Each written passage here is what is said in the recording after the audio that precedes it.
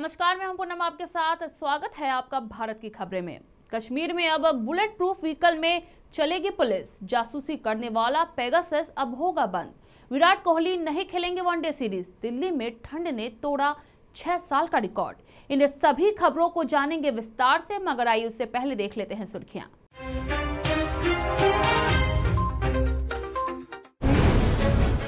कश्मीर में अब bullet proof vehicle में चलेगी पुलिस। जवानों के हथियार छीनने की फिराक में थे जैश के आतंकी।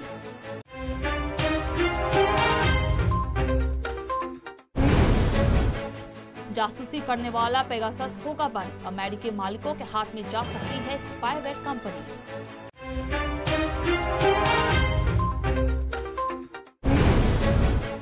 सुप्रीम कोर्ट ने 2 लेन की सड़क बनाने की दी मंजूरी। चीन सीमा तक सेना की पहुंच अब होगी आसान।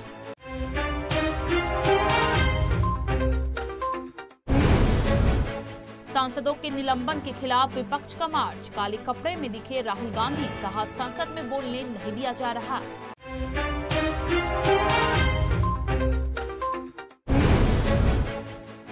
हजारों प्रतिभागियों के साथ सीएम भूपेश ने भी लगाई दौड़। मंच से बोले काका अभी जिंदा है।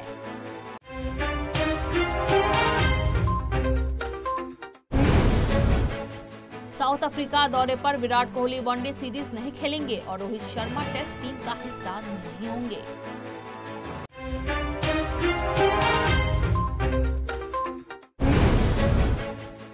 मायावती बोली, बसपा के निष्कासित नेताओं को शामिल करने से किसी पार्टी का भला नहीं होगा।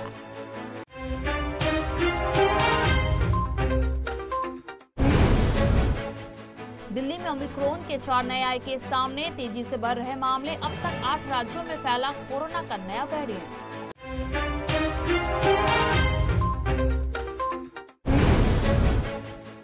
योगी संग आधी रात काशी दर्शन करते रहे पीएम मोदी। रेलवे स्टेशन का भी लिया जायजा।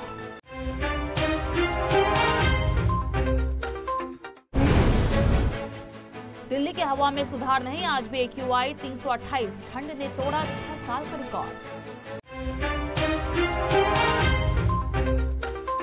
13 दिसंबर को श्रीनगर के जेवान में पुलिस बस पर हुए आतंकी हमले में शहीद हुए पुलिस कर्मियों को आज राजकीय सम्मान के साथ श्रद्धांजलि अर्पित की गई। श्रीनगर के पुलिस हेडक्वार्टर में शहीदों के पार्थिव शवों को रखा गया और पुलिस अफसरों ने शहीदों को आखिरी विदाई दी। कश्मीर के IGP विजय कुमार ने हमले के बाद कहा है कि अब से पुलिसकर्मी हमेशा बुलेट प्रूफ व्हीकल में ही ट्रैवल करेंगे। उनके मुताबिक आतंकी पुलिस बल से हथियार छीनने की फिराक में थे। विजय कुमार ने बताया है कि 13 दिसंबर को पुलिस बस पर हुए आतंकी हमले में आतंकी हथियार छीनने की फिराक में थे। हमला होते ही पुलिस ने प्रभावी रूप से जवाबी कार्रवाई की। जैसे मोहम्मद के आतंकियों ने स्थानियों के साथ मिलकर हमले को अंजाम दिया है। हमले में जैश के साथ 3 आतंकियों का हाथ है।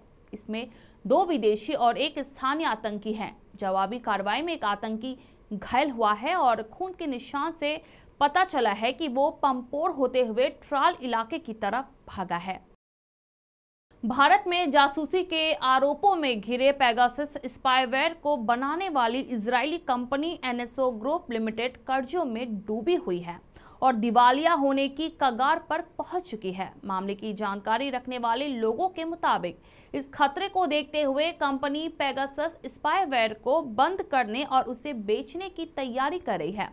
सूत्रों के मुताबिक कंपनी ने कई इन्वेस्टमेंट फंड से बात की है, जिसमें फाइनेंस में मदद करने और कंपनी को पूरी तरह बेचने के बारे में चर्चा की गई है। कंपनी एंड मोइलिस एंड कंपनी से एडवाइजर्स को हायर किया है। कंपनी को खरीदने के लिए सबसे आगे 2 नाम आ रहे हैं। दोनों अमेरिकी फंड हैं, जिन्होंने पेगासस को अपने नियंत्रण में लेकर बंद करने की चर्चा की है। अगर डील फाइनल होती है तो दोनों कंपनियां करीब $200 मिलियन के निवेश से पेगासस की तकनीक का इस्तेमाल करके मजबूत साइबर डिफेंस सिक्योरिटी तैयार करेंगी।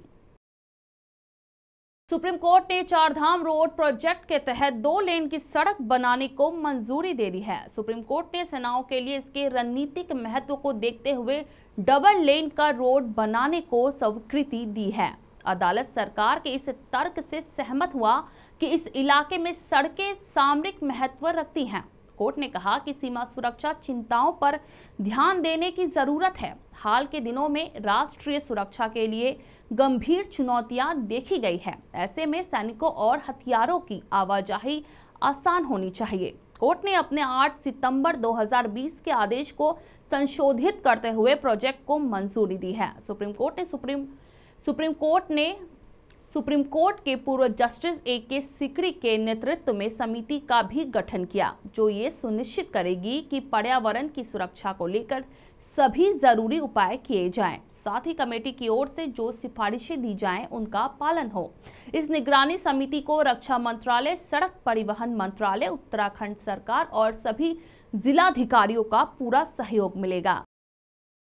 संसद का शीतकालीन सत्र जारी है। राज्यसभा में आज भी 12 सांसदों के निलंबन को लेकर विपक्ष ने जमकर हंगामा किया। विपक्षी नेताओं ने नारेबाजी की और निलंबन को वापस लेने की मांग रखी। विपक्ष की ओर से जारी हंगामे को देखते हुए राज्यसभा की कार्यवाही दोपहर 2 बजे तक के लिए स्थगित कर दी गई थी। इस मामले पर विपक्षी नेताओं ने आज गांधी प्रतिमा से विजय चौक तक मार्च निकाला। इसमें कांग्रेस नेता राहुल गांधी विरोध के तौर पर काले कपड़े पहनकर शामिल हुए। राहुल ने कहा, सरकार विपक्ष को सवाल उठाने नहीं दे रही है, प्रधानमंत्री सदन में नहीं आते हैं। ये लोकतंत्र को चलाने का सही तरीका नहीं है, ये लोकतंत्र की हत्या है। सांसद करीब 2 हफ्ते से निलंबित हैं, वो लगातार धरने पर बैठे हैं और उनकी बात नहीं सुनी जा रही है। छत्तीसगढ़ में कांग्रेस सरकार के 3 साल पूरे होने के अवसर पर मंगलवार सुबह रायपुर स्वाभिमान के नाम पर दौड़ा। रन फॉर सीजी प्राइड नाम से हुए इवेंट में हजारों प्रतिभागियों के साथ खुद मुख्यमंत्री भूपेश बघेल ने भी दौड़ लगाई। उनके साथ मंत्री प्रेमसाय सिंह टेकाम, महापौर एजाज ढेबर, कांग्रेस के प्रदेश अध्यक्ष मोहन मरकाम भी दौड़े। आयोजन के मंच से मुख्यमंत्री भूपेश बघेल ने कहा, काका अभी जिंदा है। सुबह 6:30 तक रायपुर का भगत सिंह चौक प्रतिभागियों से खचाखच भर चुका था। 7 बजे के करीब मुख्यमंत्री भूपेश बघेल पहुंचे। वहां उन्होंने कहा, जो हमने नवा छत्तीसगढ़ गढ़ने का संकल्प लिया था उसे हमने पूरा किया है। आज सिर्फ 3 साल में छत्तीसगढ़ में विकास का नया मॉडल बना है। हमने विकास के छत्तीसगढ़ मॉडल से गुजरात मॉडल को पीछे ढकेला है। कोरोना संकट के बावजूद छत्तीसगढ़ में सभी का विकास हुआ है। मुख्यमंत्री ने यह भी कहा, छत्तीसगढ़ पिछले 3 साल से स्वच्छतम प्रदेश का पुरस्कार ले रहा है। हमें इस साल स्वच्छता श्रेणी के 67 राष्ट्रीय पुरस्कार मिले हैं। बाद में मुख्यमंत्री भूपेश बघेल ने अलग अलग झंडी दिखाकर 2 वर्गों के प्रतिभागियों को रवाना किया। साउथ अफ्रीका दौरे पर विराट कोहली और रोहित शर्मा एक साथ नहीं खेलेंगे। ये संयोग है या कप्तानी विवाद, लेकिन सच यही है कि साउथ अफ्रीका दौरे पर दोनों खिलाड़ी जाएंगे, लेकिन टेस्ट और वनडे में एक साथ नहीं उतरेंगे। भारत को सबसे पहले 3 टेस्ट मैचों की सीरीज खेलनी है, उसके बाद 3 वनडे मैचों की सीरीज भी खेलनी है। रोहित चोट की वजह से टेस्ट से बाहर हो गए हैं, जबकि मीडिया रिपोर्ट्स के मुताबिक विराट वनडे से अपना नाम वापस ले रहे हैं। रोहित को हाल ही में विराट से वनडे की कप्तानी लेकर टीम इंडिया का कप्तान नियुक्त किया गया है। उसके बाद से ही खबरें आ रही हैं कि विराट कप्तानी छीने जाने से नाखुश हैं। बता दें कि भारतीय टीम साउथ अफ्रीका दौरे के लिए 16 दिसंबर को रवाना होगी। 3 टेस्ट मैचों की सीरीज का पहला मैच 26 दिसंबर से होगा। टेस्ट सीरीज में विराट कोहली टीम की कप्तानी करेंगे। वनडे सीरीज 19 जनवरी से खेला जाना है। टेस्ट टीम की घोषणा हो चुकी है, जबकि वनडे के लिए टीम की घोषणा होना बाकी है। बसपा सुप्रीमो मायावती ने मंगलवार को लखनऊ में जारी बयान में कहा है कि बसपा द्वारा निष्कासित किए गए कुछ नेताओं को अपनी पार्टी में शामिल करने से उन पार्टियों का भला होने वाला नहीं है। साथ ही राज्य और केंद्र सरकार अब चुनाव से ऐन पहले ताबड़तोड़ ढंग से योजनाओं का शिलान्यास और अध कच्चे कामों का उद्घाटन कर जनता को बड़गलाने की कोशिश कर रहे हैं। बसपा सुप्रीमो मायावती ने कहा, पंजाब में शिरोमणि अकाली दल के साथ बसपा का गठबंधन बहुत बेहतर साबित होगा और वहां इस गठबंधन की सरकार बनेगी। उन्होंने शिरोमणि अकाली दल के स्थापना दिवस पर बधाई दी। उन्होंने कहा, पंजाब से मेरा गहरा नाता है। कांशीराम की जन्मस्थली पंजाब होने के नाते वहां की जनता हमेशा बसपा के साथ जुड़ी रही। मायावती ने यह भी कहा, उत्तर प्रदेश में जिन लोगों को बसपा बाहर का रास्ता दिखा रही है, उन्हें दूसरे दल शामिल कर रहे हैं। मायावती ने कहा कि वे ये नहीं जानते कि ऐसे लोगों की छवि आया राम और गया राम की होती है। इससे उस पार्टी का कोई भला होने वाला नहीं है।